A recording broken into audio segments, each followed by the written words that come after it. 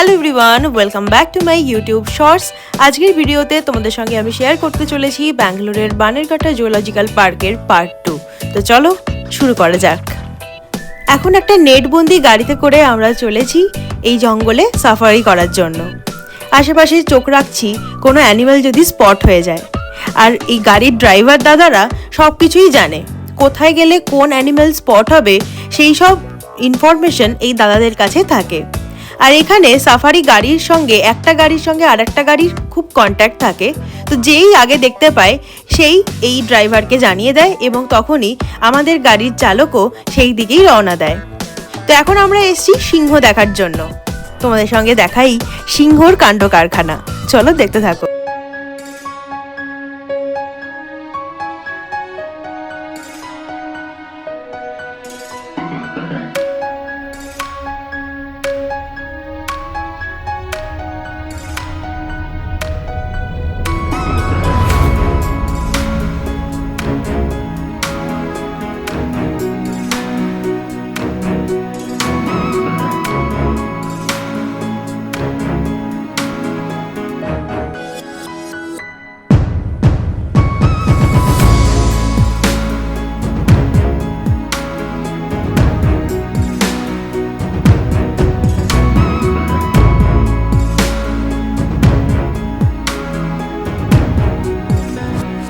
সিংহের কাণ্ড কারখানা তো অনেক দেখা হলো, এবার চলো তোমাদের সঙ্গে বাঘ মামার আলাপ করিয়ে নিয়ে আসা যাক।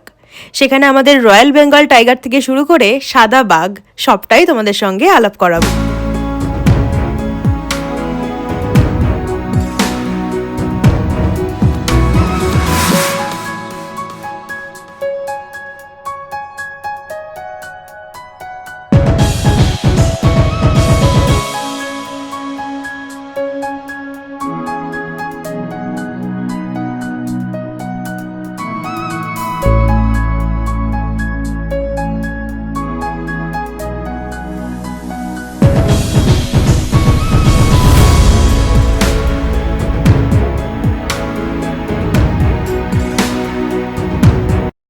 অসাধারণ এক্সপিরিয়েন্সের সাথে সাথে আমাদের এই সাফারি শেষ হলো। আর তোমাদের এই ভিডিওটা কেমন লাগলো অবশ্যই আমাকে কমেন্ট বক্সে কমেন্ট করে জানিও। আর পার্ট 1 যারা দেখোনি অবশ্যই গিয়ে পার্ট 1 দেখে নাও, সেটাও খুব মজার একটা ভিডিও হয়েছে।